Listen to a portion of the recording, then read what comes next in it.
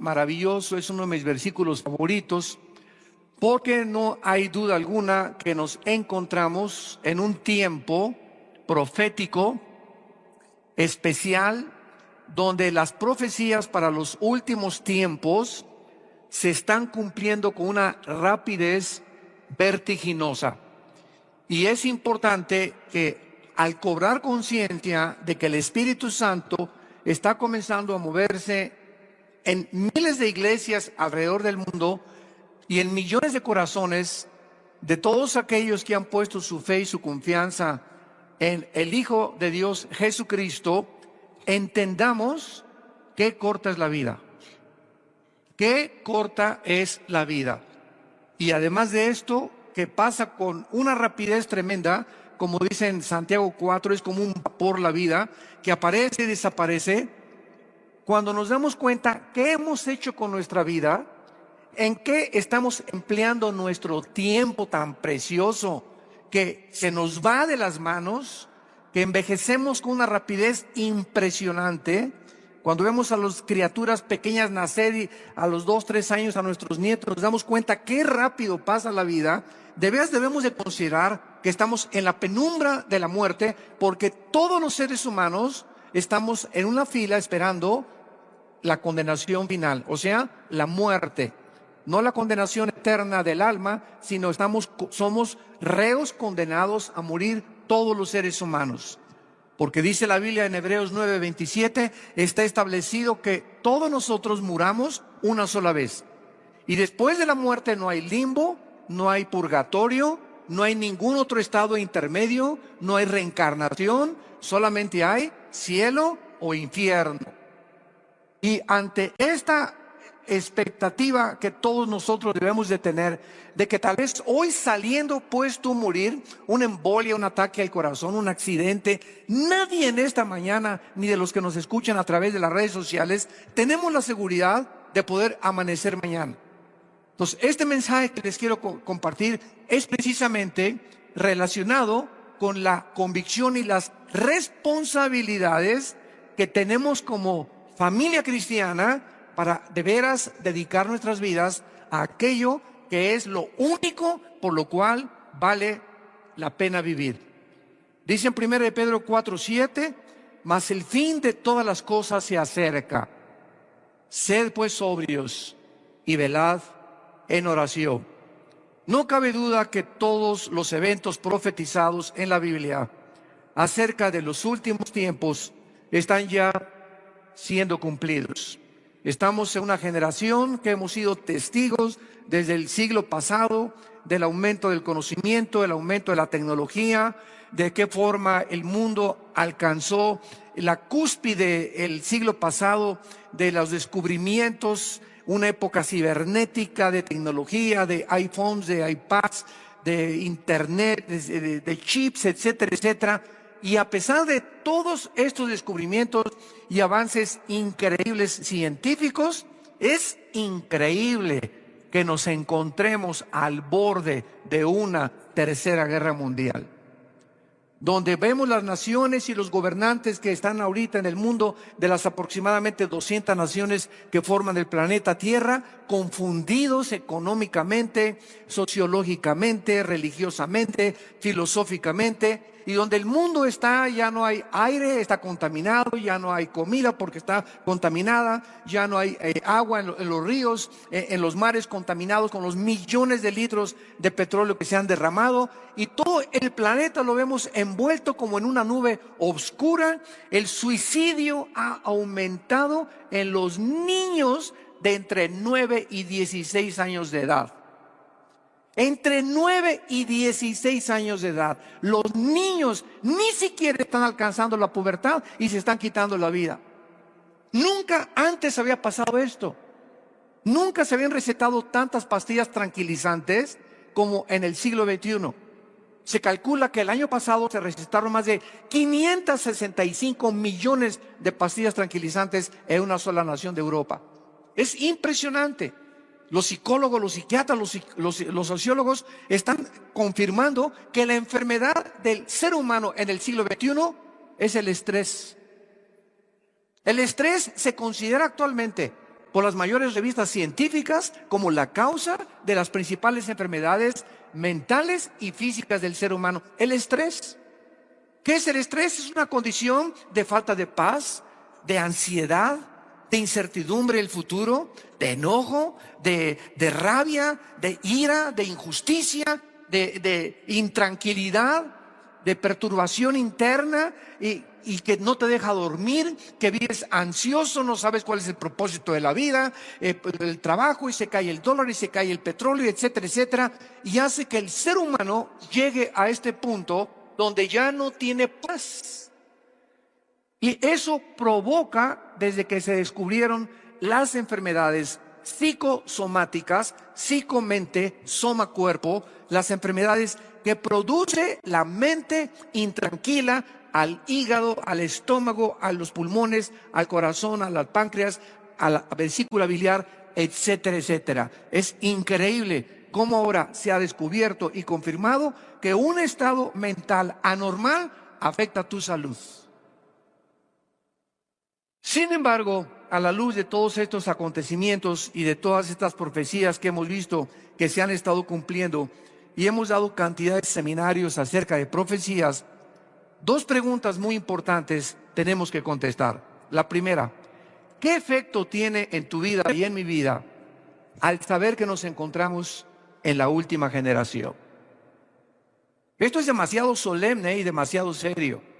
¿Qué efecto tiene al conocer en este libro que es la Biblia, y que ya no hay duda que nos encontramos al final de la historia, por todo lo que nos está rodeando, como jamás en la historia habían convergido todas las profesiones como lo han hecho ahora en el siglo XXI? ¿Qué efecto debe tener en mi vida y en mi relación con Dios? Y la segunda pregunta es: toda esta información que tenemos del fin de la historia y del ser humano, ¿es simplemente algo fascinante y sensacionalista para mis oídos y para mi conocimiento intelectual? ¿O toda esta información nos las dio Dios para prepararnos para recibirle? Cuando Cristo vino en su primera venida, el pueblo de Israel no le reconoció. No estaban listos, más que pequeñas personas como Anita, ¿verdad? Y como María, y como su prima Elizabeth, y como todos los que estaban, a quienes el Hijo de Dios se reveló. Pero tú estás preparado verdaderamente.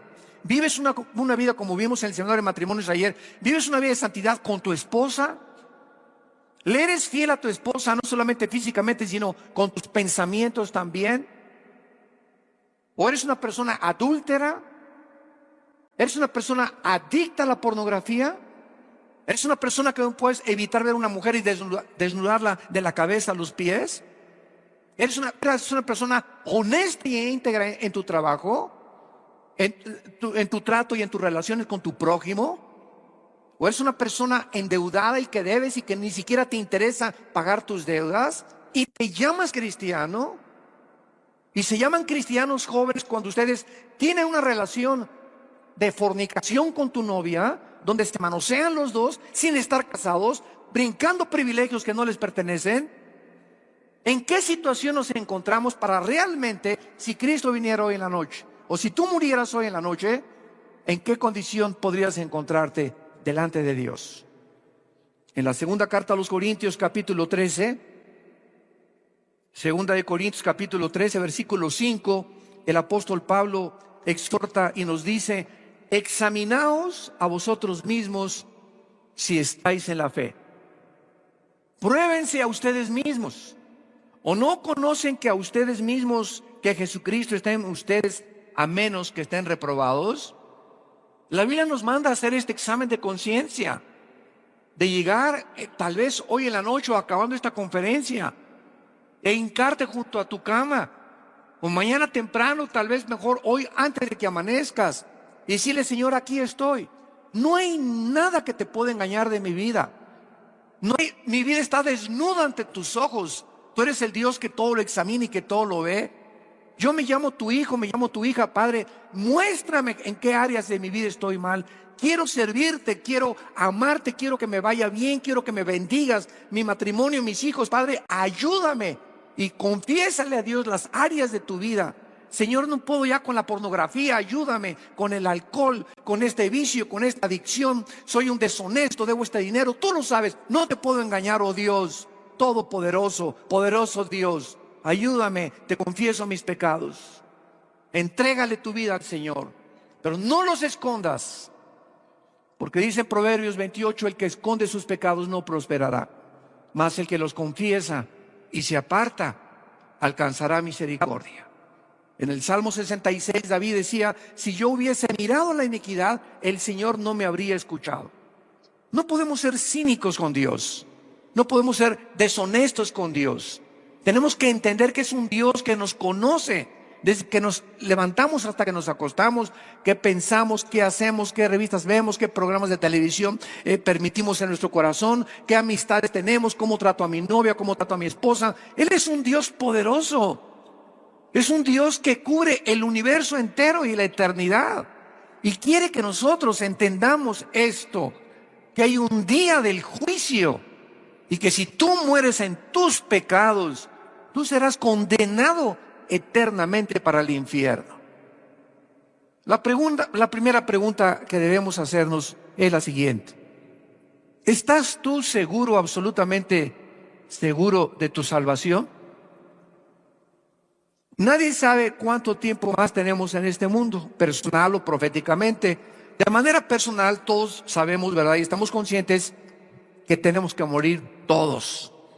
Niños, jóvenes, adultos, tercera edad, viejitos, todos tenemos algún día una cita con la muerte. Proféticamente, Cristo puede venir en cualquier momento por nosotros para llevarnos al cielo, por lo que todos los incrédulos que se van a quedar aquí en este planeta van a experimentar los horrores y los juicios tan devastadores y terribles que se llaman en la Biblia la gran tribulación, que lo cubre el capítulo 6 al capítulo 19 del libro del Apocalipsis. Y en vista de todas estas realidades en las que el mundo va a ser sumido aún todavía en un terror más grande que ahorita parece reino aventura comparado con lo que se viene en el mundo, lo más importante que toda persona debe en este momento considerar es esta pregunta: ¿tienes tú una relación con Jesús como tu Señor y como tu Salvador? Yo no te pregunto si eres católico, o si eres evangélico, o si eres mormón, o si eres testigo de Jehová, o qué religión tengas. Esa no es la pregunta que estamos ahorita considerando.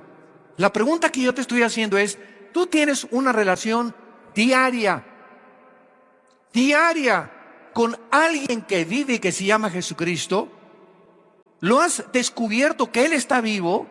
¿O eres una persona simplemente religiosa que vienes el domingo, cumples tu miércoles de ceniza, tu peregrinación, la Pascua, lo que tú quieras, pero no tienes una relación diaria con el Hijo de Dios? Esta es la grande diferencia entre un religioso y un cristiano. El religioso es una persona que tiene una religión donde cumple sus ritos, sus ceremonias, sus liturgias, las obligaciones de la religión. Y el cristiano es una persona que no tiene una religión, es una persona que tiene una relación viva, dinámica, orgánica, con alguien que vive, que se llama Jesús. Y esa relación solamente se puede tener y solamente se puede mantener y sostener a través de la Biblia. No hay otra manera de poder yo tener contacto con ese Dios, ni poder saber lo que Él quiere para mi vida, ni expresar mis emociones ni mis sentimientos, si no es a través de la Biblia. La segunda pregunta es entonces, si tú tienes esa relación con Jesucristo porque eres cristiano y no religioso, y ahorita comienza a descubrir realmente qué es lo que eres, si religioso o cristiano, entonces la segunda pregunta es obvia. ¿Lees diario? ¿Tienes un tiempo de devocional diario con la Biblia? ¿Te puedes levantar en la madrugada a las 4, 5, 7, no sé, de la mañana, 20 minutos antes de ir a tu trabajo, hincarte o sentarte en la posición que sea más cómoda para ti, tener un tiempo con Dios? Padre, voy a leer un salmo, un proverbios y orar y comenzar a descubrir que Dios nos habla a través de la Biblia y descubrir la voluntad de Dios a través de la Biblia y mantener durante el día en el trabajo, como dice la Biblia, orar sin cesar, una comunión constante con Dios. Si voy manejando, te pido que me des paciencia ahorita en el tráfico, te pido que me quiten los carros si quieres que llegue a tiempo a esta cita, te pido por mis hijos que acabo de dejar en la escuela, guárdalos de todo mal, Señor. El cristiano es una persona que mantiene una comunión continua con Dios. A diferencia del religioso, que solamente le dedica a Dios un día a la semana y de lunes a miércoles se porta como el hijo del anticristo. En Juan capítulo 3,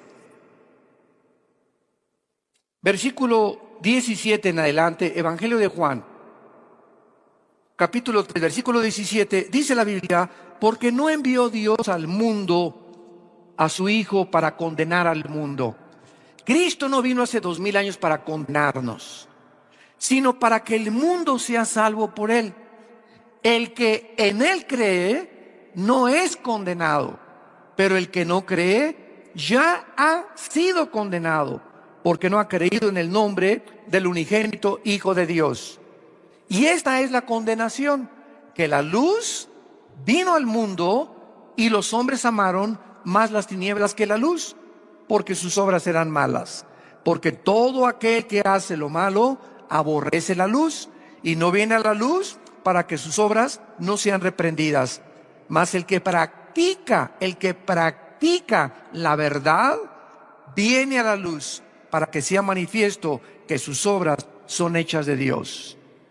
Todo ser humano que ha tenido un encuentro con Jesucristo y que descubriste en tu vida, en algún punto de tu vida, en mi caso personal, fue hace muchos años cuando me di cuenta que mi vida era un desastre, que mi vida era un caos. Yo estaba autodestruyéndome totalmente.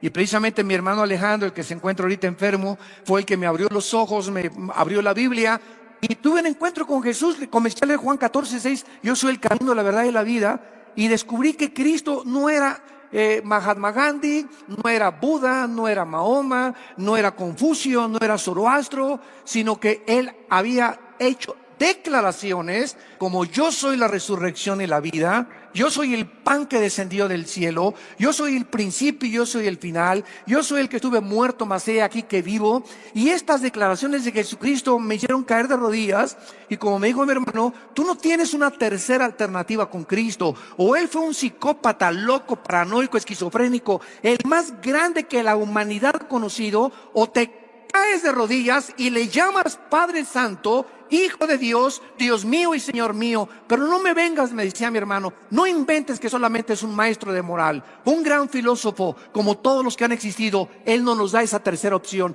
Él es lo que Él dijo ser, o fue un mentiroso. Pero nunca lo clasifiques entre un gran maestro de moral, porque Él no dijo solamente que venía a traernos una moral. Él nos vino a decir que Él nos venía a traer la vida, a conectarnos con nuestro Creador otra vez. Y sus declaraciones son impresionantes a la luz de las declaraciones de todos los demás líderes religiosos que han existido en el pasado. Compáralas simplemente. Fue lo que yo hice. Yo estudié a Buda, estudié a Mahatma Gandhi. Estaba una búsqueda impresionante filosófica. Era ateo, además de todas estas cosas. Había llegado a convencerme que ya Dios no podía existir. ¿Y todo por qué? Por el programa equivocado que habían puesto mis amigos y mis maestros en mi mente. Y cuando me encuentro con Jesús, Él viene a cambiar nuestras vidas.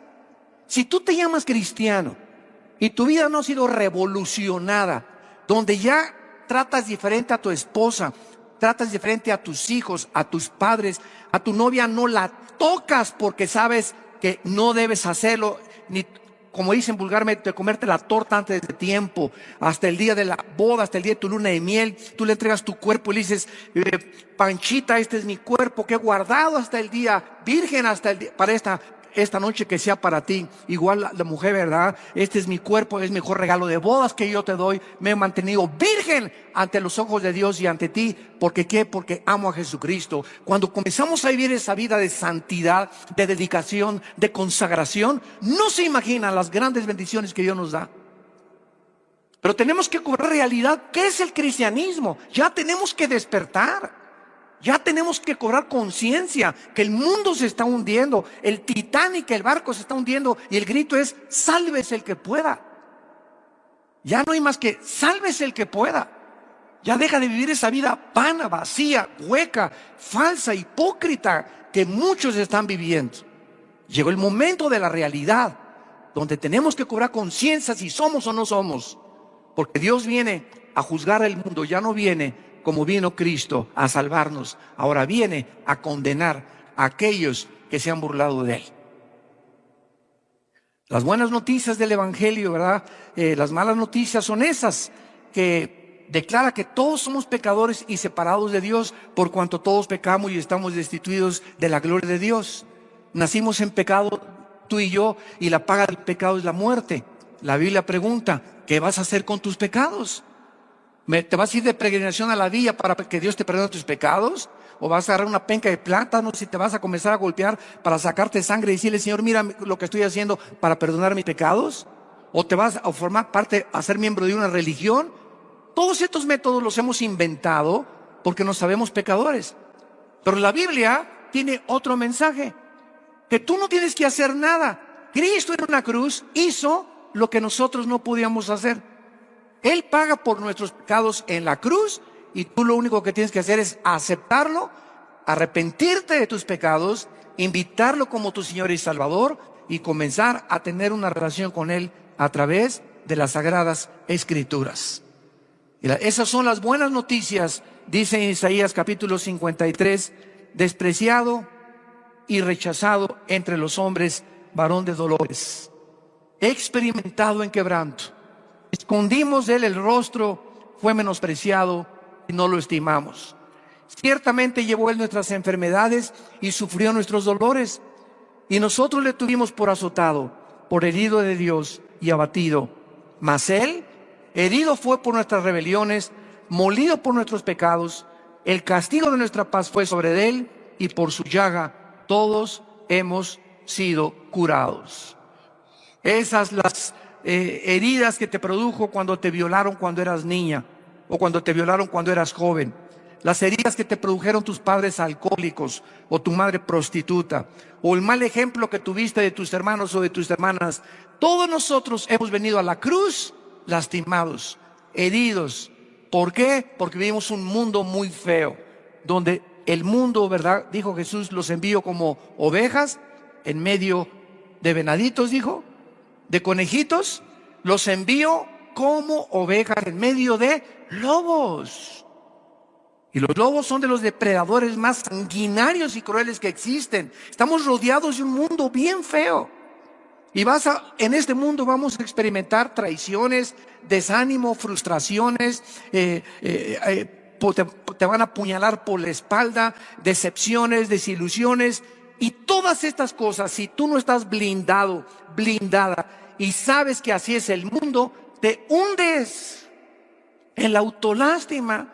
Ay, pues ya no quiero vivir. Ay, pues no vale la pena. Ay, pues yo quería ser cristiano, etcétera, etcétera. Y es porque no tienes una constitución interna, espiritual, para poder resistir los misiles que el mundo nos lanza. Entonces, si mi condición interna no es fuerte, no puedo resistir la presión de fuera. Pero si mi condición interna es fuerte, vienen las flechas y las traiciones y las calumnias y las burlas y los bullings, etcétera, etcétera, del mundo tan feo que nos rodea, y todas las decepciones a las cuales tenemos que vivir todos. Y yo permanezco de pie, simplemente ¿por qué? Porque Jesús es mi esperanza. Y no hay nada que yo haga caso más que mantener mi paz interior. Mientras yo tenga mi paz interior con Dios, seré capaz de pasar por el fuego y no me quema, por las aguas y no me ahogarán. Yo soy tu Dios, no temas, dice la Biblia, nunca te dejaré, nunca te desampararé. Yo soy tu buen pastor, te voy a guiar por sendas de justicia por amor de mi nombre. Y aun cuando andes en valles de sombras y de muerte, ¿sabes una cosa? Voy a demostrarte que no vas a tener miedo, porque yo estoy contigo. El bien y la misericordia te seguirán todos los días de tu vida, y aun cuando mueras, seguirás morando conmigo por largos días.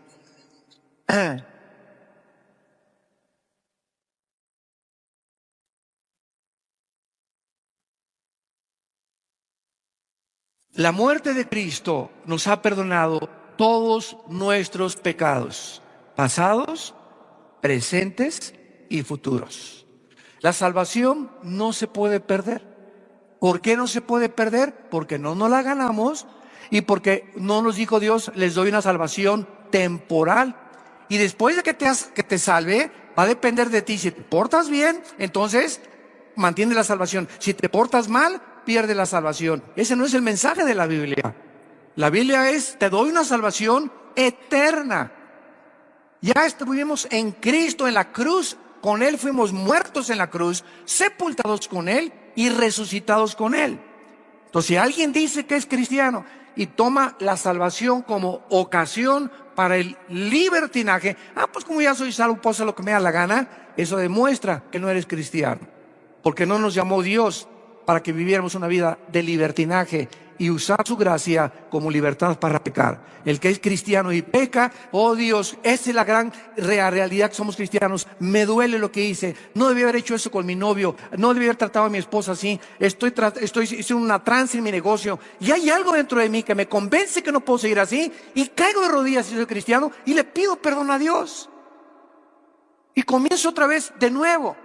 Y si yo insisto en vivir una vida de pecado, diciendo que soy cristiano, dice Hebreos capítulo 12, Dios al que ama, lo disciplina. Si tú eres cristiano y comienzas a pecar continuamente y te olvidas del Señor y realmente fuiste regenerado por el Espíritu Santo, te va a ir como en feria. Y cuando Dios te regrese, te va a regresar de las orejas. Y Él prefiere decirte, te voy a regresar manco, o cojo, o ciego, o sordo. 1000 veces prefiere Dios que nos suceda lo peor en la vida a que entremos enteros al infierno. Dice en Hebreos capítulo 10, versículo 10: en esta voluntad somos santificados mediante la ofrenda del cuerpo de Cristo, hecha una vez para siempre. O sea, Cristo ya no tiene que pagar más por los pecados. Los pecados que tenían que ser pagados fueron pagados una vez en la cruz. Y dice el versículo 12, pero Cristo, habiendo ofrecido una vez y para siempre un solo sacrificio por los pecados, se ha sentado a la diestra de Dios. De ahí en adelante, esperando hasta que sus enemigos sean puestos por estrado de sus pies. Escuche el versículo 14, porque con una sola ofrenda, o sea, con el sacrificio que Él hizo, nos hizo perfectos para, ¿cuándo? Para siempre a los santificados. Una sola ofrenda, un solo sacrificio bastó ante los ojos de Dios, y no los miles que puedo irme yo a la villa, o golpearme con pencas, o no comer, o te ofrezco este ayuno, Señor, pero salva a mi hijita. Te ofrezco este ayuno para poder trabajo. Oye, ¿qué crees? Que Dios es un Dios que no tiene misericordia, y que cuando vea, a ver, Arcángel Miguel, ven para acá, chécame quién no está comiendo para bendecirlo. Chécame quién tiene 3 días ya arrastrado en el suelo con sangre en las rodillas para poder darle cumplir sus bendiciones. Ese no es el Dios de la Biblia. Nunca usemos el ayuno como manera de echarle manita de puerco a Dios. Voy a hacer esto, mira, ya tengo 5 días, Señor, ya sáname, ¿no? O ya sana a mi hijo. El ayuno no tiene ese propósito. El ayuno es una disciplina de la carne para tener tiempo de pasar en oración y lectura de la palabra de Dios y reflexión y meditación en su voluntad y en sus pensamientos, pero no para pedirle que me conceda las cosas, porque todas las cosas nos son concedidas. Dice la Biblia en Primera de Pedro, todas las cosas que pertenecen a la piedad ya nos han sido dadas por su divino poder. Dice Efesios capítulo 1 que ya hemos sido bendecidos con toda bendición espiritual en los lugares en Cristo. Dice Colosenses 2 que estamos completos en Cristo. Entonces, cuando no conocemos la Biblia, hacemos tantas cosas tan ridículas y tan tontas. Pues voy a ayunar para esto y para el otro. Espérame tantito, a Dios no lo mueve el ayuno, a Dios lo mueve la fe. Y sin fe, Hebreos 11:6, sin fe, hagas lo que hagas. Deja de comer un mes, muérete y revuélcate ahí como renacuajo, como armadillo en el suelo. Mira, Señor, haz lo que a Dios no lo mueve, ni, ay, Señor, ni mis lágrimas lo mueven a Dios, ni porque me hinque y le comience a gritar, a Dios no lo mueve nada, entendámoslo por el amor de Dios. Lo único que mueve a Dios y lo único en lo cual dice, este es mi hijo en el cual tengo mi complacencia, es cuando nosotros mostramos fe, confianza en las promesas que nos ha dado. Y la fe se demuestra con nuestras acciones. Es lo único que agrada a Dios, la fe. Creer y confiar en lo que Él ha dicho es la verdad. Ahora, muy bien, todos nosotros que conocemos a Cristo como nuestro Salvador, nos encontramos en una posición de grandísimos privilegios. Grandísimos privilegios. Recuerdan ustedes en Génesis 18 que cuando Dios iba a destruir a Sodoma y Gomorra, se acercó con Abraham y le reveló a Abraham y le dijo, Abraham, te voy a revelar mis pensamientos y mi voluntad. Voy a destruir esas ciudades. Entonces, Dios es un Dios que cuando caminamos con Él nos revela y nos prepara antes de que caigan sus juicios. Y Dios mandó a Abraham y le dijo, por favor, saca de Sodoma y Gomorra a los que sean justos. Y pues ya conocemos la historia, ¿verdad? Que Abraham le contestó y le dijo, si hay 50 justos, ¿no destruyes Sodoma? No la destruyo. Total que pues acabó la cuenta y no había ni siquiera 10 justos. Ni siquiera uno que fue el que sobrevivió, que fue Lot, fue el único que encontró Dios. Entonces, estos privilegios nos muestran a nosotros, ¿verdad? De la misma manera que Dios nos ha revelado su plan. Ahora, el hecho que Dios nos haya revelado en la Biblia y en hecho que los cristianos no estamos como los que nos mandan twitters y en Instagram y correos que nos llegan, oiga hermano, ahora que bombardeó Trump Siria, ¿es la tercera guerra mundial? Oiga, ¿es cierto que el anticristo es el príncipe de España? ¿Es cierto que Obama tiene cara del anticristo? ¿Es cierto que el Papa es el anticristo? Y el mundo está así, confundido, periódicos, medios de comunicación, pero nosotros tenemos el grandísimo privilegio de conocer el futuro a través de la Biblia. Ahora, muy bien, el hecho que nosotros como cristianos tengamos esta información que el mundo carece, entonces nos hace Dios más responsables de aquello que nos ha concedido. Porque al que mucho se le da, mucho se le va a pedir. Este privilegio trae grandes responsabilidades. Vean un ejemplo en Daniel capítulo 8 y veamos que cuando Daniel recibe toda la información que Dios le da acerca del futuro de la nación de Israel, veamos la reacción que tuvo Daniel después de recibir tantas visiones y tanta información del futuro de parte de Dios. Dice Daniel 8, 26 y 27. La visión de las tardes y mañanas, le dice el ángel a Daniel, que se ha referido es verdadera. Y tú guarda la visión porque es para muchos días. Y yo, Daniel, después de que recibió toda esta información, quedé quebrantado y estuve enfermo algunos días. Y cuando convalecí, atendí los negocios del rey, pero estaba espantado a causa de la visión y no la entendía.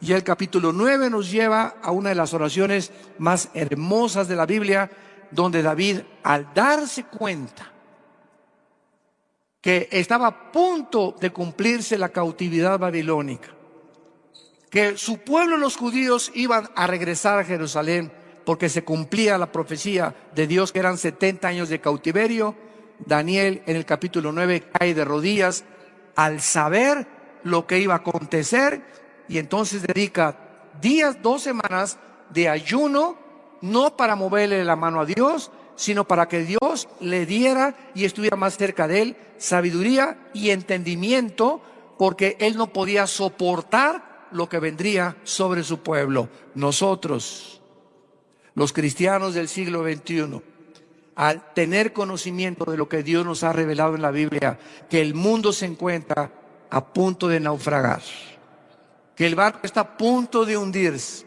que toda la ecología del mundo, los sistemas ideológicos, gobiernos, filosofías han fracasado. El hombre no ha podido encontrar un sistema de gobierno adecuado. Los matrimonios cada vez peor, divorciándose, adulterios, unas vulgaridades en las pantallas de Hollywood, en las telenovelas, en la televisión, pornografía, 17,5 millones de sitios pornográficos en el internet. Vivimos un mundo que está completamente oscureciéndose, y lo más grave de todo esto es que los cristianos que no se den cuenta de esto sigan dormidos y se adapten a la temperatura. Pues todas estas cosas son normales. La prostitución es normal, los matrimonios gays son normales, ese es tu amor, yo tengo mi estilo de vida, no hay nada de malo ver una película pornográfica de vez en cuando, ni me tengo que salir del cine cuando salgan vulgaridades tampoco. ¿Por qué? Porque somos igual que el mundo. Y cuando el cristiano comienza a tener esa manera de pensar como los demás del mundo, ahí es cuando la campana de alarma debe comenzar a sonar. Cuidado, porque te encuentras en peligro. Tal vez ni siquiera eres cristiano, porque Dios nos ha llamado, y vamos a ver las 4 grandes responsabilidades que nos debe de producir la comprensión de la condición en la que el mundo se vive. Número 1, la primera responsabilidad que debemos de tener, si de veras somos cristianos, es compasión por los pecadores.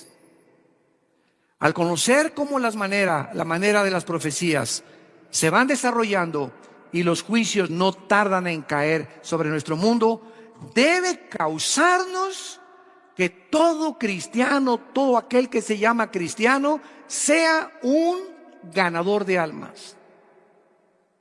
Desde que tú te convertiste,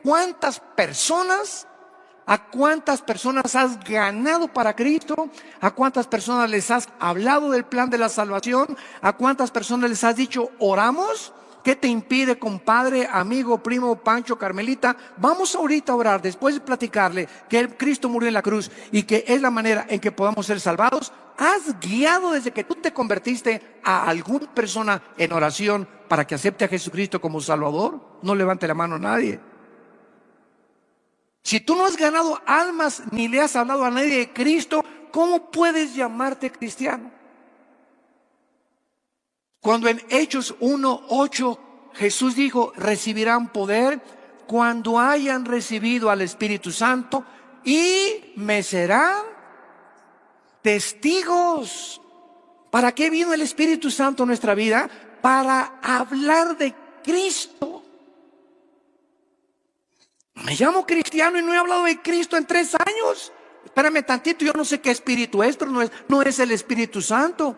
Porque el Espíritu Santo nos impele, nos mueve, nos motiva al panadero, al lechero, al tendero, al carpintero, en el elevador, al bellboy, a donde yo voy, a la azafata en el avión si puedo, al piloto si puedo, a las personas que tengo oportunidad. No pierdo ninguna oportunidad de poder de alguna manera introducirme en la conversación de la gente para presentarles a Cristo.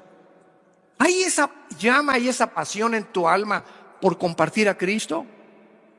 Yo no me quiero vanagloriar, pero quiero decirles que cuando yo recibí a Cristo, no se imaginan, mi corazón ardía al darme cuenta que me había perdonado Dios y que era un gran pecador y que me había salvado. Bueno, no había nadie en el día que se me atravesara el tendero. Estamos en la sierra, en Guerrero, ¿verdad? Hablándoles a los indígenas de Cristo, pero no había 3, 4, 5 personas diarias por lo menos les hablaba de Jesús. ¿Por qué? Porque ardía en mi corazón el deseo. ¿Quién lo ponía? Eso no lo tenía yo antes. Es algo sobrenatural. Y si no tienes tú esa flama, ese ardor, esa pasión, vuelvo a repetirte, examínate si estás en la fe. Al saber que millones de personas, incluyendo a nuestros familiares, pueden encontrarse a un paso del infierno cuando mueran, separados eternamente en el infierno, debe causarnos compasión por nuestros propios familiares y comenzar con nuestros propios familiares, aunque al principio haya rechazo y te tilden de loco, de religioso, de fanático, no importa, porque no tenemos un espíritu de cobardía. No estoy, pues a lo mejor no me acepta, pues que diga misa si quiere. pero le voy a hablar de Cristo y no espero que se convierta porque no es para mí. Yo no convierto a nadie, no soy Dios. Uno es el que siembra, otro es el que riega, pero Dios del crecimiento. Nuestra obligación es sembrar la semilla. Si se convierte no es mi problema. Es que es un ateo, ni modo, yo le dejo la semilla sembrada. Es que es un agnóstico, le dejo la semilla sembrada. No es mi negocio ni mi responsabilidad que se convierta. Mi negocio es sembrar la semilla. Somos sembradores. En Lucas capítulo 16 tenemos la historia terrible que Cristo nos corre el velo del infierno, de alguien que estaba en el infierno y que ya estando en el infierno, dice la Biblia, dando voces, Lucas 16 versículo 24, esta persona en el infierno le gritó a Abraham que estaba en el otro lado, había una cima que dividía el paraíso del infierno: ten misericordia de mí, Abraham, y envía a Lázaro para que moje la punta de su dedo en agua y refresque mi lengua porque estoy atormentado en esta llama. Abraham le dijo: hijo, acuérdate que recibiste tus bienes en tu vida y Lázaro también males, pero ahora este es consolado aquí y tú atormentado. Además de esto, una gran cima nos separa. Entonces, el versículo 27, la persona que estaba en el infierno le dijo a Abraham: te ruego pues, Padre, que envíes a la casa allá cerca de Lerma. Tengo 5 hermanos para que les testifique cerca de Catepec o de Toluca, donde tú vivas. Mándales a alguien para que les hable de Cristo, a fin de que no vengan ellos también a este lugar de tormento. Y Abraham le contestó y le dijo: a Moisés y a los profetas tienen, óiganlos. Él entonces dijo: no, padre Abraham, pero si alguno fuere de ellos de entre los muertos, se arrepentirán. O sea, si alguien se levanta en la noche y le jala las patas a mi hermano, o a mi tía, o a mi madrina, y le jala los piecitos, y le dice: yo soy el ángel, arrepiente tus pecados. O sea, buscando maneras, o un milagro que vea. No. Nadie se va a convertir por milagros, ni por apariciones en la noche. Dice el versículo: mas Abraham le dijo: si no oyen a Moisés y a los profetas, tampoco se persuadirán, aunque alguno se levantare de los muertos. Es mentira que algún milagro guíe a nadie a la cruz. Dichosos los que no vieron y creyeron, dijo Jesucristo. Los milagros que hizo Jesucristo era para poder vindicar que Él era el Mesías. Y claro que Dios sigue sanando. ¿Quién puede dudar de la soberanía de Dios? Pero de eso, a usar los milagros para hacer que la gente crea en Cristo, eso es una gran fantasía. Eso no es bíblico.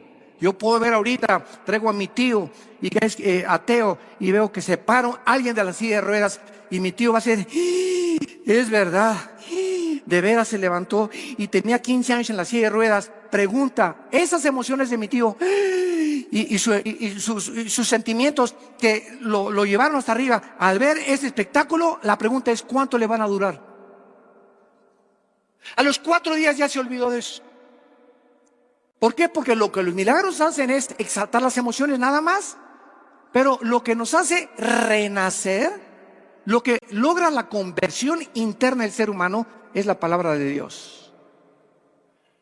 Primera de Pedro 1:23, habiendo sido renacidos, hemos vuelto a nacer de nuevo por la semilla incorruptible que es la palabra de Dios. Nadie puede convertirse ni hacerse cristiano si antes no oyó el evangelio de la gracia de Cristo. Tú le puedes hablar a una persona: pues Dios es bueno y Dios te ama. Sí, ¿y qué? También Alá me ama. También los hindúes tienen 7 millones de dioses. Cuando tú hablas y dices simplemente: pues Dios acepta a Dios, ¿cuál Dios? Recordemos que tenemos que saber cómo presentar el evangelio.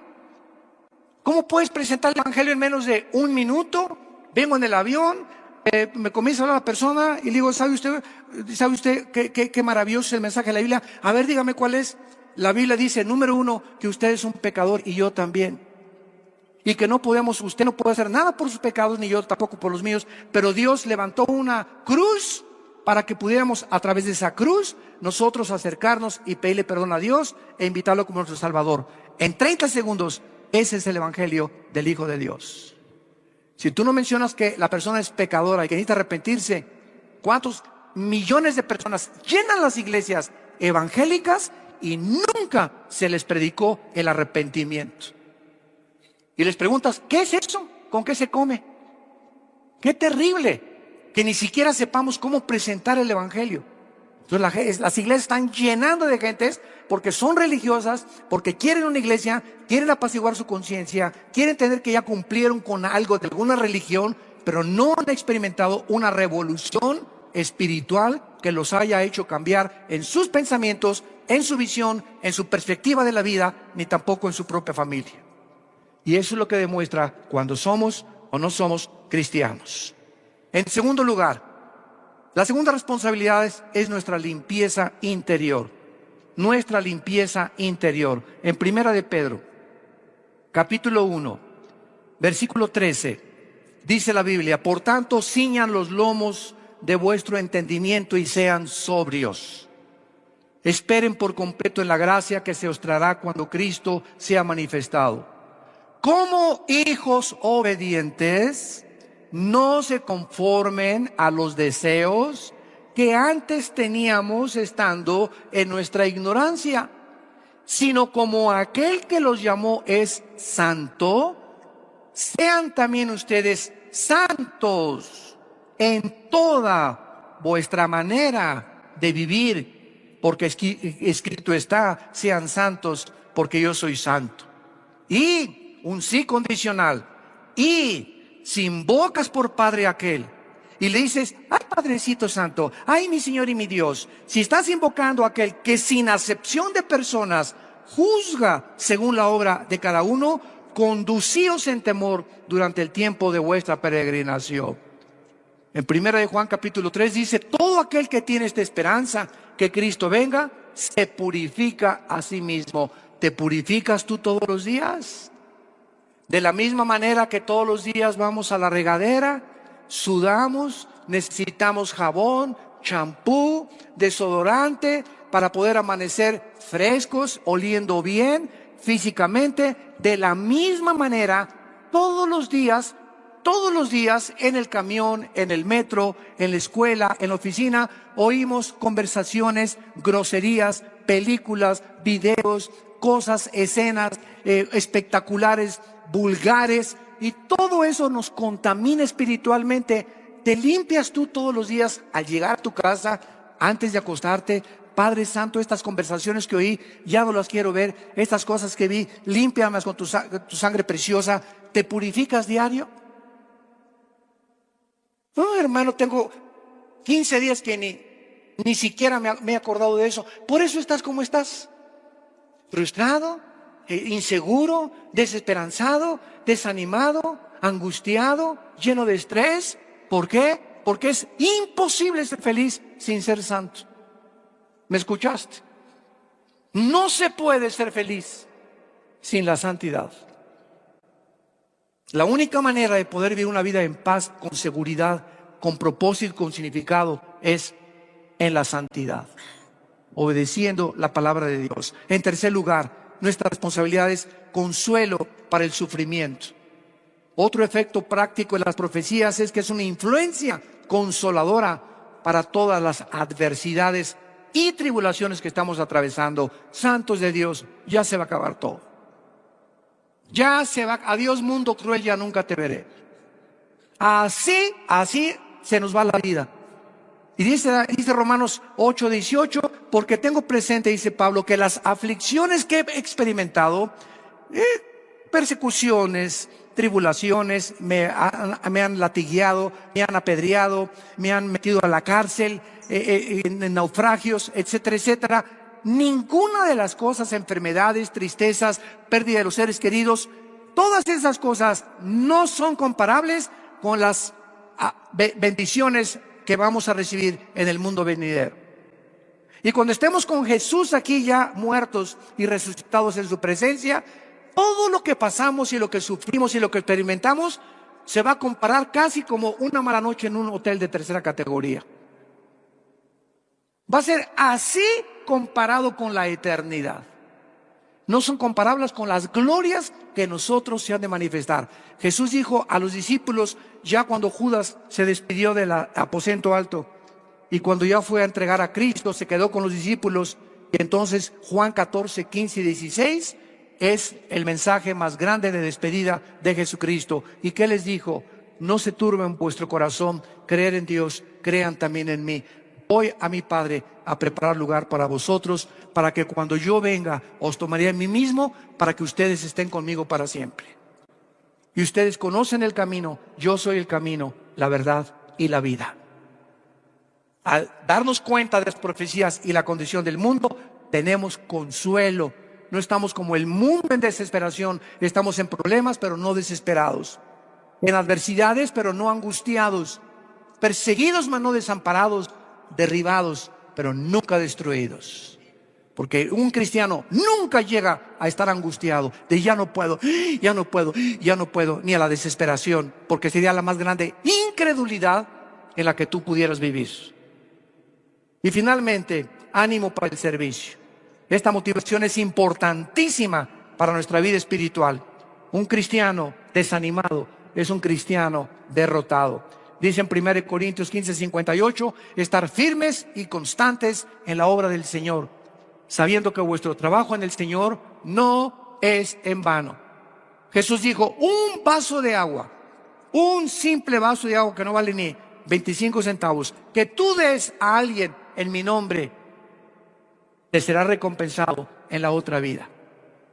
No nos cansemos de hacer el bien porque vamos a sembrar tarde o temprano. No nos cansemos de hacer el bien. Aunque el mundo te pague equivocadamente, no te canses de sembrar. No te canses de predicar. No te canses de consolar a la gente y tener este consuelo que Dios nos ha dado. Porque Jesús viene y pronto con su recompensa para que cada uno de nosotros recibamos de acuerdo a lo que Él ha prometido. Te damos gracias, Señor, por tu palabra en esta mañana. Por redarguir nuestros corazones. Qué importante es examinarnos sinceramente ante la condición en la que el mundo vive, si verdaderamente estamos en la fe. Oh Dios, nuestra alma está de por medio. Es algo demasiado solemne, el estado eterno de nuestra alma. Y si alguna persona en esta mañana, o aquellos que nos escuchan a través de las redes sociales, no está seguro, segura de que verdaderamente tienes a Cristo en tu vida, asegúrate en este instante. ¿Cómo lo puedo hacer?, me preguntarás. Simplemente, después de escuchar este mensaje precioso, majestuoso, eterno de la palabra de Dios, dile con todo tu corazón a Dios en este momento: mi Señor y mi Dios, pienso y siento que no te conozco. Tengo dudas de mi propia salvación. Señor Jesucristo, creo que en esa cruz, con tu sangre preciosa, pagaste con ella la cuenta pendiente de pecado que yo tenía contigo. Reconozco que nunca hubiera yo podido pagar esa cuenta con ningún sacrificio y con ninguna buena obra.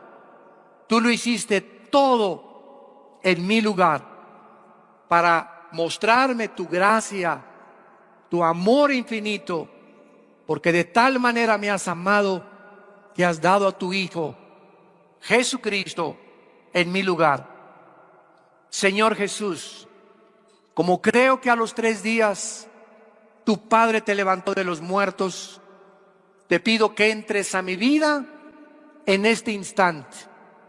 Te recibo como mi Señor y mi Salvador. Lávame y perdóname de todas mis maldades